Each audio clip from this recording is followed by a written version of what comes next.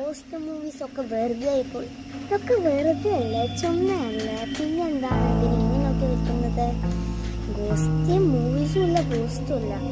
എന്താ ദക്ഷിണ മാറ്റിന്റെ റീൽസില് പറഞ്ഞപ്പോ പിന്നെ എന്താ